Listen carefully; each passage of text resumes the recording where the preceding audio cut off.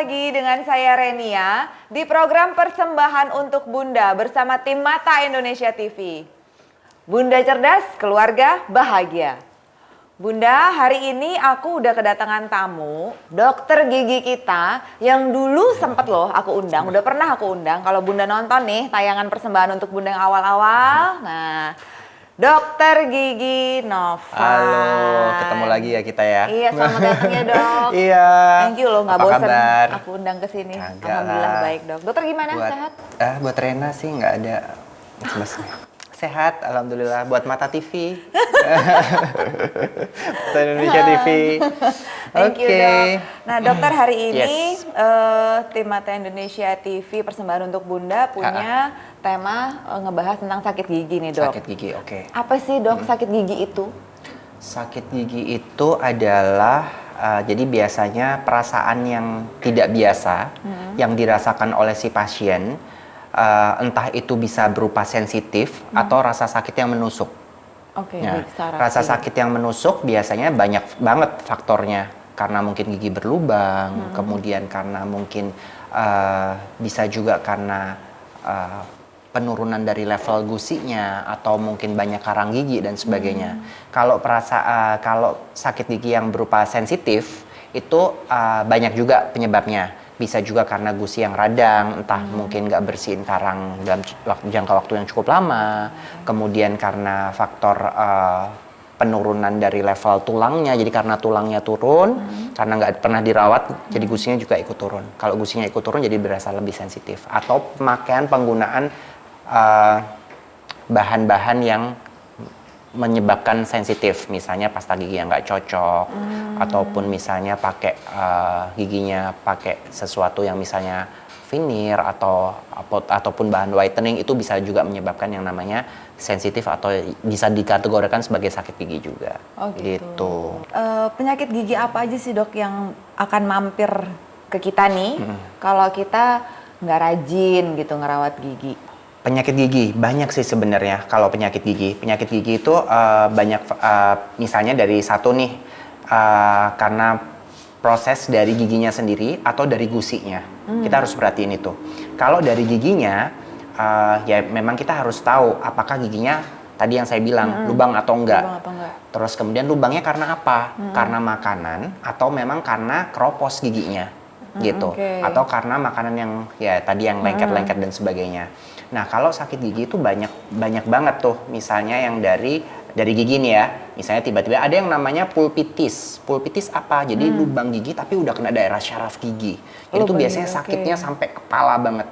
Jadi benar-benar nyut-nyut, nggak ngapa-ngapain aja, tiba-tiba nyut-nyut sampai kepala. Itu sakit gigi yang udah kena daerah syaraf gigi. Dan itu perawatannya tidak cuman sekali, pasti harus berkali-kali.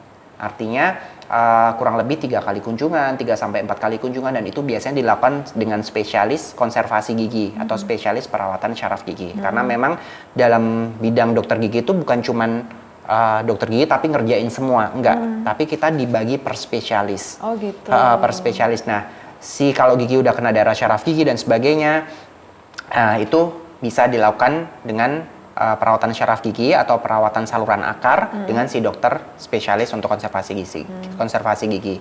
Kalau ngilus dikit, misalnya ngilus dikit, ya berarti mungkin ada lubang. Nah, kalau dengan lubang biasanya kita bisa tambal tuh dengan si dokter biasa, dokter gigi umum, ataupun dengan spesialisnya juga bisa. Kemudian kalau masalah gusi nih, banyak faktor, tiba-tiba gusinya bengkak, merah-merah. Nah, itu juga bisa, penyebabnya adalah satu, karena pembersihan karang gigi yang tidak teratur. Artinya kan kita biasanya disarankan oleh iklan layanan masyarakat ataupun bahkan setiap dokter gigi pasti menyarankan untuk pasiennya kontrol tiap 4-6 bulan sekali. Iya.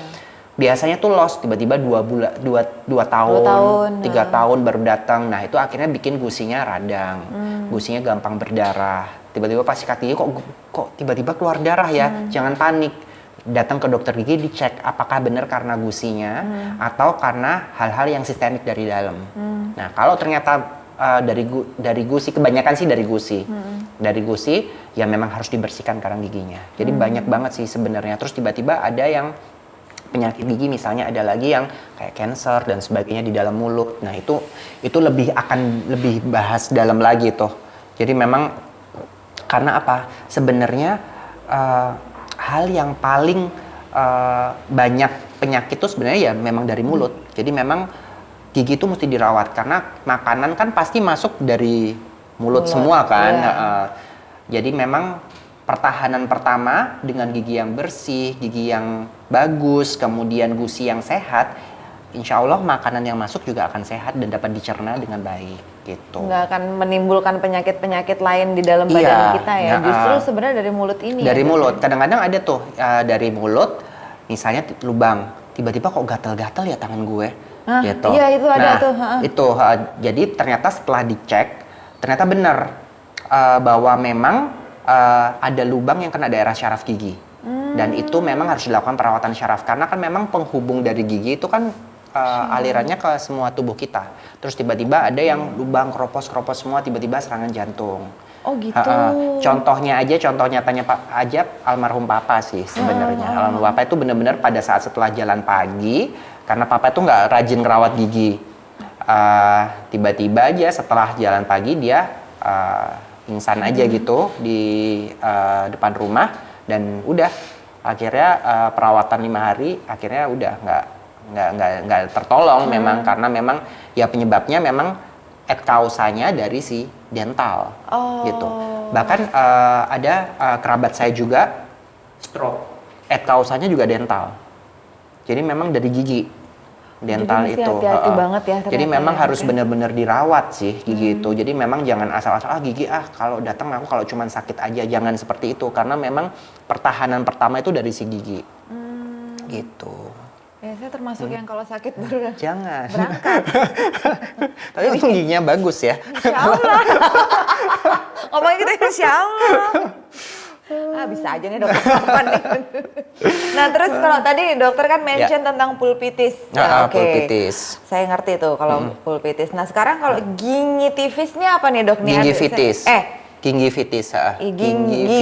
Gingivitis. Nah kebalik deh tuh orang kreatif ngetiknya. Ya, gingivitis itu tadi yang saya bilang peradangan gusi. Jadi kalau peradangan gusi itu biasanya ditandai dengan gusi yang mudah berdarah. Atau tiba-tiba gusinya cepat aja. Jadi misalnya level gusinya giginya ada di sini, level gusinya cepat banget turun. Nah ini biasanya penyebabnya ya memang karang gigi. Terus kemudian bisa jadi trauma oklusi karena posisi gigitan yang tidak pas. Jadi misalnya kalau giginya berantakan nih dari kecil, nggak dirawat pakai kawat gigi, kan berarti dia tidak berkontak di tempat yang semestinya, sehingga dia menimbulkan kontak lebih dulu dibandingkan gigi yang lain. Akhirnya giginya rusak tuh si gigi itu. Bukan giginya aja yang rusak, tapi gigi itu kan dipegang sama tulang nih. Tulangnya juga akan rusak. Nah lama-kelamaan terjadilah proses awal yang namanya gingivitis. Nah kalau berlanjut lagi sampai biasanya giginya bagus tuh, tapi pada saat di ronsen foto semua gigi, tulangnya ternyata udah rendah semua. Itu namanya udah beda lagi, udah lebih parah lagi, namanya periodontitis. Jadi memang tahapan-tahapan itu sih yang mesti kita perhatikan karena kadang-kadang cuman berdarah gusi aja, kumur-kumur aja hilang gitu. Jangan, mesti dicek apakah karang giginya itu udah pada tahap yang memang harus kita bersihkan atau memang ya udah nggak apa-apa deh masih ditunda 2 bulan lagi nggak apa-apa gitu. Tapi biasanya kalau udah menimbulkan kayak gusi berdarah, kemudian bau mulut, pasti karena karang gigi dan itu sebaiknya sih dilakukan pembersihan. Banyak juga kayak produk-produk obat kumur yang aku kalau bau mulut aku cuman kumur-kumur, kalau gusi berdarah aku kumur-kumur aja. Ya memang bisa untuk sementara waktu tapi tidak untuk jangka panjang. Nah, dia akan menghilangkan bau mulut, akan menghilangkan berdarah cuman dalam kurun waktu paling-paling 3 hari. Tapi proses kerusakannya akan berjalan terus. Nah, itu tugas kita sebagai dokter gigi adalah untuk menghentikan proses supaya nggak makin rusak. Kalau pasiennya memang aku bau mulut aku nggak apa-apa pakai si obat kumur, tapi tolong karang giginya harus dihilangin dulu. Jangan sampai karang gigi ada di situ karena karang gigi itu bisa merusakin si memakan, istilahnya tuh memakan tulang pemegang giginya dan menyebabkan kerusakan pada gusinya. Dan itu tadi gingivitis. Nah, untuk normalnya tadi kan dokter bilang 4 sampai 6 6 bulan sekali, ya. Oke, nah terus seandainya nih, ini tidak berlaku hanya untuk bunda-bunda, tapi siapapun yang nonton ya. Kan perokok sama orang yang hobi ngopi nih dok, hobi ngopi. itu kan lebih rawan Iya. sama karang gigi.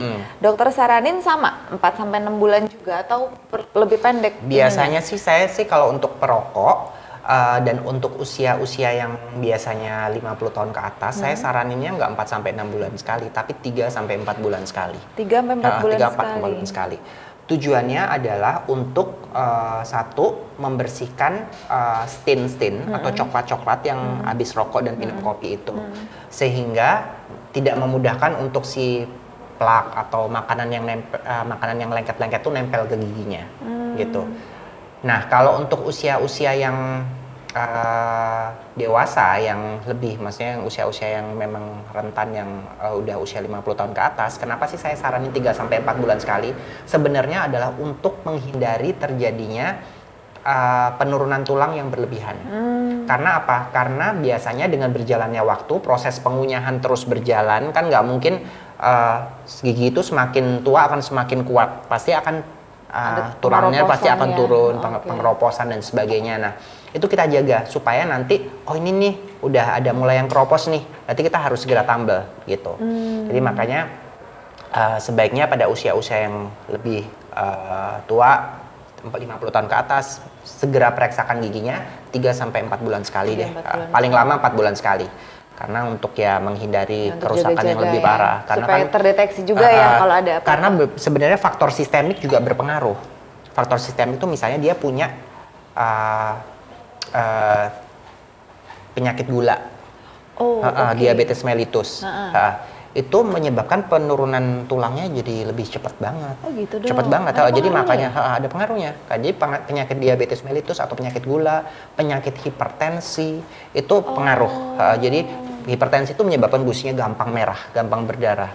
Jadi kita bisa lihat nih, oh gampang berdarah, tapi benernya karang giginya nggak ada. Berarti kita harus cek darah.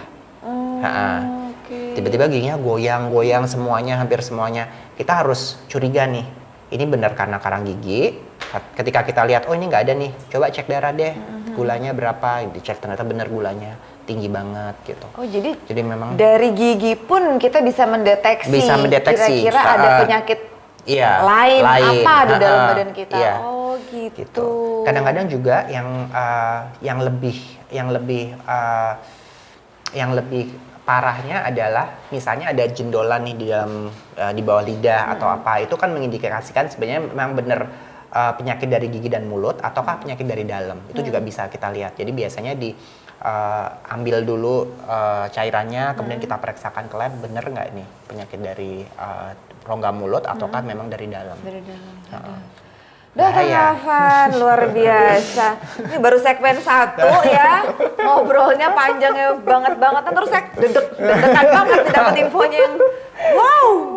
Aduh, ya udah kita break dulu ya, Siap. Dok ya. Nanti kita balik lagi nemenin bunda-bunda di rumah sambil dengerin kita ngobrol, nonton kita ngobrol.